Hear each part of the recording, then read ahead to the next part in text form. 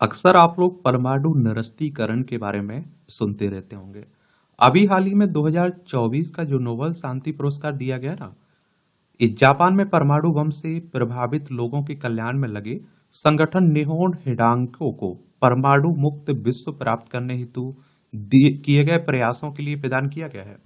और यह पुरस्कार परमाणु निरस्त्रीकरण की वकालत के महत्व पर प्रकाश डालता है, जो हिरोशिमा और नागासाकी पर बमबारी के दौरान अनुभव किए गए परमाणु हथियारों के विनाशकारी प्रभाव से गहराई से संबंधित है।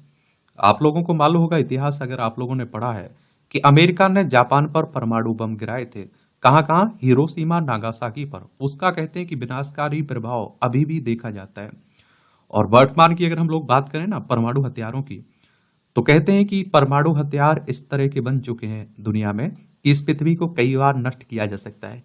हिरोशिमा बम की क्षमता 15 किलो टन थी, जबकि आधुनिक हथियार जैसे कि वर्ष 1961 में रूस द्वारा परीक्षण किया गया जार बॉम्बा 50 मेगा टन की क्षमता तक पहुंच सकता है, और जिससे आप देखिए कि 3800 गुना अधिक शक्तिशाली हो सकता है।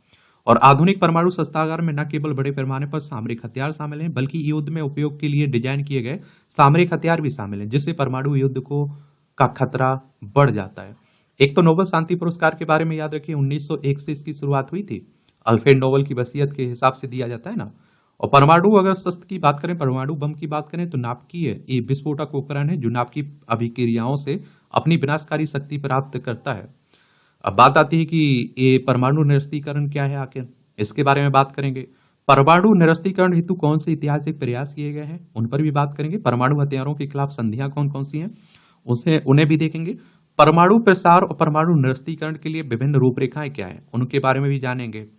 और परमाणु निरस्त्रीकरण से संबंधित चुनौतियां क्या क्या हैं, उन्हें भी देखेंगे। और इस तरह के टॉपिक से आपके एग्जाम में क्वेश्चंस पूछे जाते हैं, हर साल पूछे जाते हैं, चाहे आप लोग सिविल सर्विस से जुड़े एग्जाम की तैयारी कर रहे हो या फिर स्टेट पीसीएस एग्जाम की तैयारी कर रहे हो। बात आती है परमाणु निरस्त्रीकरण की। ये आखिर क्या है? परमाणु निरस्त्रीकरण से तात्पर्य वैश्विक सुरक्षा को बढ़ावा देने और परमाणु युद्ध के संभावित विनाशकारी परिणामों को रोकने के लिए परमाणु हथियारों को कम करने या फिर समाप्त करने की प्रक्रिया है।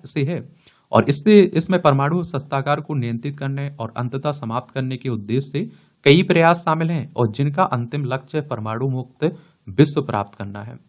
इसकी आवश्यकता क्यों हो? तो मानवीय प्रभाव। तो परमाणु विस्फोट के तत्कालिक परिणामों में व्यापक जनहानि, सामूहिक विनाश और विकिरण संबंधी बीमारियां शामिल होती हैं। इसके अतिरिक्त कैंसर और आनुवांशिक क्षति जैसे दीर्घकालिक प्रभाव जीवित बचे लोगों और उनकी पीढ़ियों को भी प्रभावित कर सकते हैं।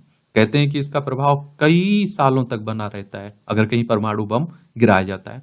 पर्यावरणीय प्रभाव। तो परमाणु विस्फोट से बड़े पैमाने पर पर्यावरण क्षति हो सकती है, और जिसमें न्यूक्लियर विंटर भी शामिल है, और जिसमें आप देखिए विस्फोटकों से उत्पन्न धुआं से सूर्य का प्रकाश अवरुद्ध हो जाता है, और जिससे वैश्विक शीतलन, कृषि उत्पादन में गिरावट और पारिस्थितिकी तंत्र में व्यवधान होता है।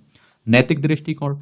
तो आप देखिए परमाणु हथियारों की विनाशकारी क्षमता उनके उपयोग के बारे में नैतिक प्रश्न उठाती है, और उनके प्रभाव की प्रकृति न्यायपूर्ण युद्ध सिद्धांत एवं मानवीय कानून के सिद्धांतों के विरुद्ध है। आर्थिक लागत। तो परमाणु शस्त्रागार को बनाए रखने और निर्मित करने के लिए काफी अधिक वित्तीय संसाधनों की आवश्यकता होती है, और जिनका उपयोग विकास के साथ गरीबी, जलवायु परिवर्तन जैसे अन्य प्रमुख मुद्दों के समाधान के लिए किया जा सकता है।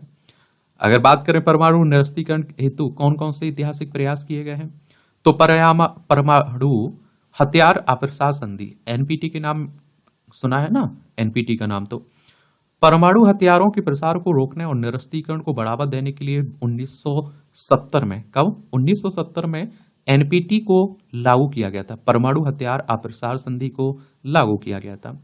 हालांकि इसके भेदभाव होने पूर्ण होने और परमाणु संपन्न एवं गैर परमाणु संपन्न राज्यों के बीच भेदभाव करने के लिए इसकी आलोचना की जाती है।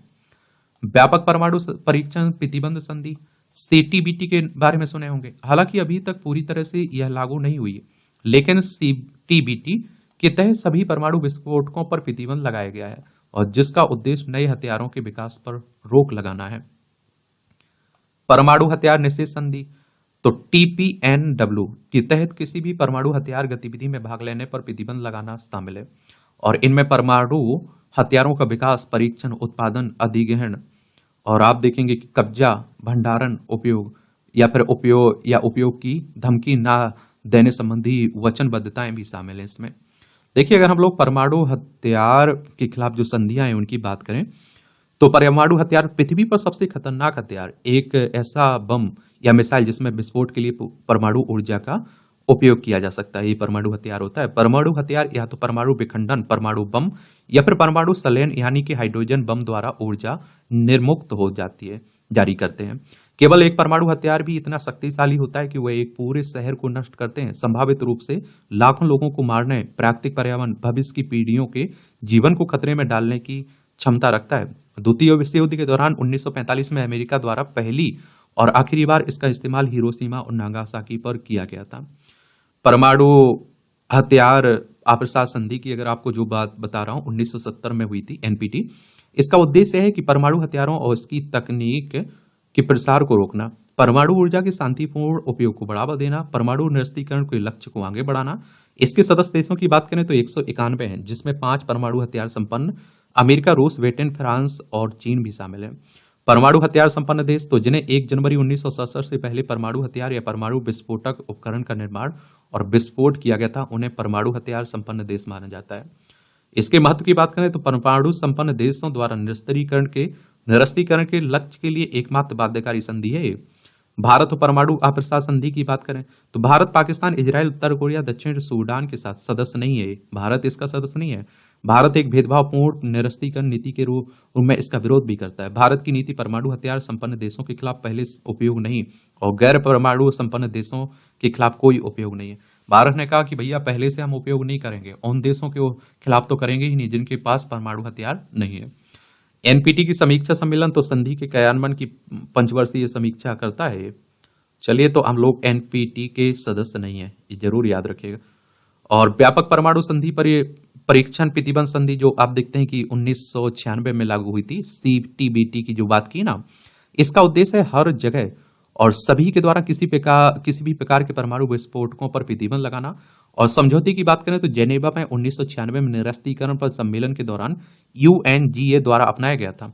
इसके हस्ताक्षरकर्ता की बात करें तो 185 देश हैं।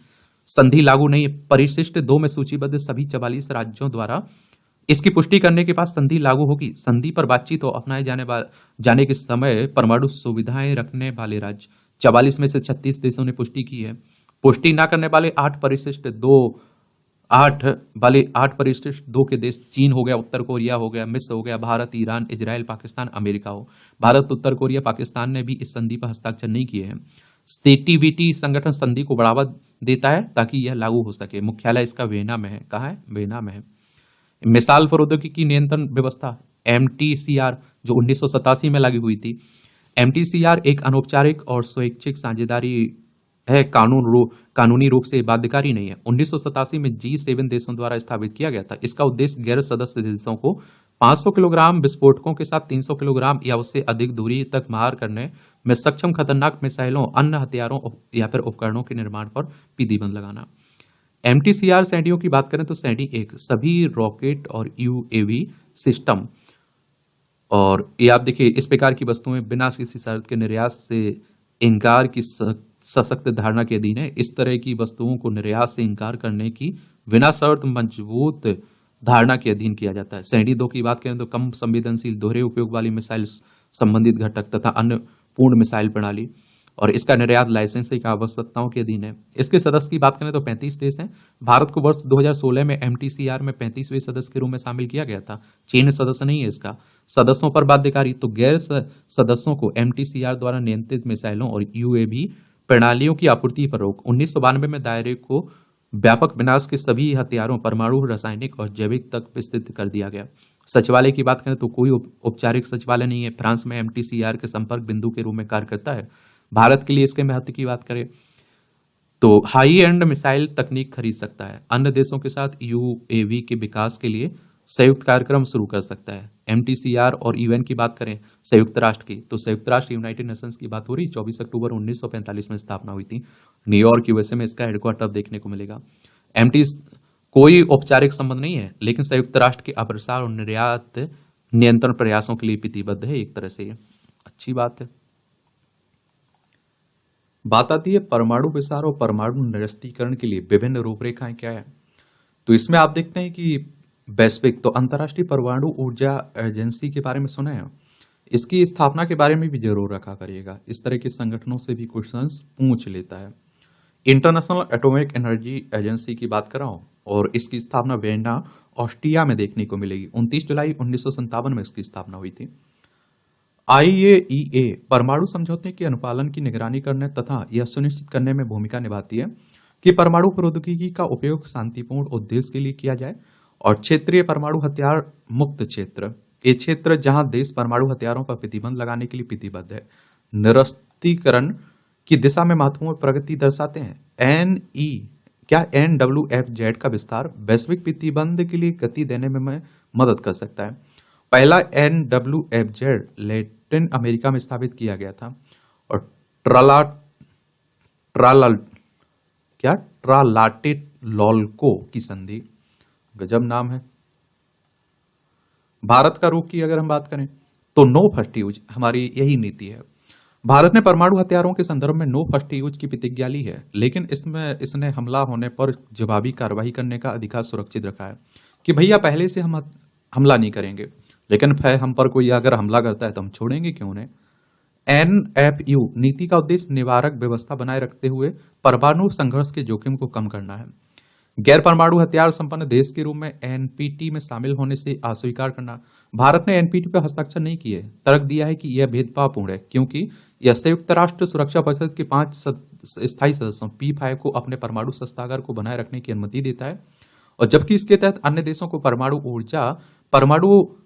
हथियार खत्म करने की आवश्यकता है। और देखिए संयुक्त राष्ट्र सुरक्षा परिषद है ना, जो संयुक्त राष्ट्र का ही भाग है, इसमें जो 5 स्थायी मेंबर होते हैं उन्हीं की बात हो रही है। और स्थायी मेंबरों के बारे में जरूर याद रखा करिएगा, क्या होता है ना स्पेशल जो P5 कहलाते हैं ना, इनसे क्वेश्चंस पूछ लेता है। वैसे तो संयुक्त राष्ट्र सुरक्षा परिषद में 15 मेंबर होते हैं, जिनमें 5 स्थायी मेंबर होते हैं, जैसे चाइना हो गया, फ्रांस हो गया, रूस हो गया, यूनाइटेड किंगडम हो गया, यूनाइटेड स्टेट हो गया। शांतिपूर्ण परमाणु ऊर्जा का बढ़ावा देना, तो भारत अंतर्राष्ट्रीय सुरक्षा उपायों के तहत ऊर्जा और वैज्ञानिक विकास के लिए परमाणु प्रौद्योगिकी के शांतिपूर्ण उपयोग का समर्थन करता है।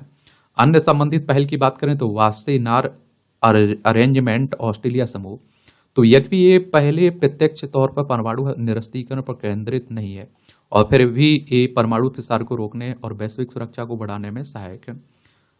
देखिए अंतर्राष्ट्रीय परमाणु परीक्षण रोधी दिवस, तो 29 अगस्त को मनाए जाने वाले इस दिवस का उद्देश्य लोगों को परमाणु परीक्षणों पर प्रतिबंध लगाने की आवश्यकता के बारे में शिक्षित करना तथा जीवन और स्वास्थ्य पर उनके हानिकारक प्रभाव को रोकना। अंतर्राष्ट्रीय निरस्त्रीकरण और अप्रसार जागरूकता दिवस, यह 5 मार्च को मनाया जाता है।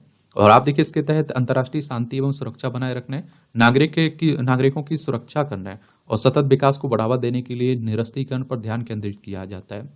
अंतर्राष्ट्रीय परमाणु हथियार पूर्ण उन्मूलन दिवस, तो परमाणु हथियारों के खतरे के बारे में जागरूकता बढ़ाने, उनके उन्मूलन को बढ़ावा देने के लिए प्रतिवर्ष 26 सितंबर को अंतर्राष्ट्रीय परमाणु हथियार पूर्ण उन्मूलन दिवस मनाया जाता है। ये 3 दिवस भी याद रखिएगा।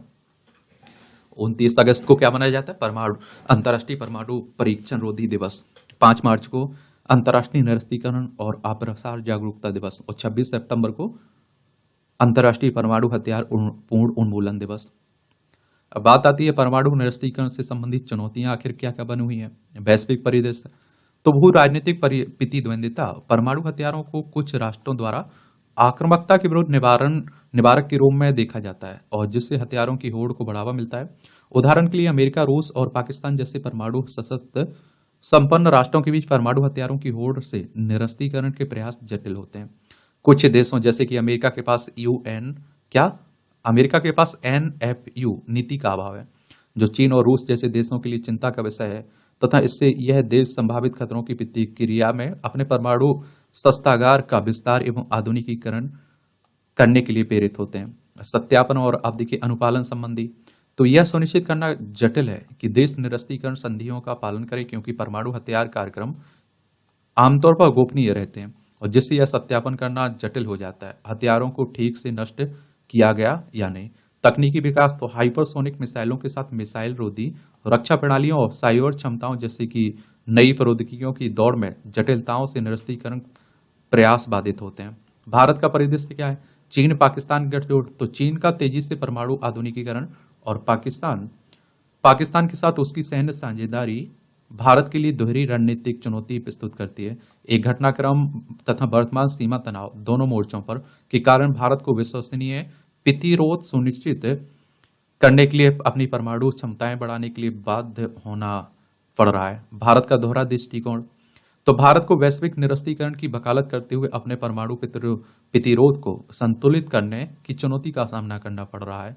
भारत अपने शस्त्रागार का आधुनिकीकरण कर रहा है, जिसमें आप देखते हैं कि K4 जैसी पनडुब्बी से विक्षेपित बैलिस्टिक मिसाइल विकसित करना शामिल है। भारत आप देखिए अंतर्राष्ट्रीय मंचों पर सार्वभौमिक परमाणु निरस्त्रीकरण को महत्व देता है। समझ रहे हैं आप लोग कि नहीं समझ पा रहे हैं?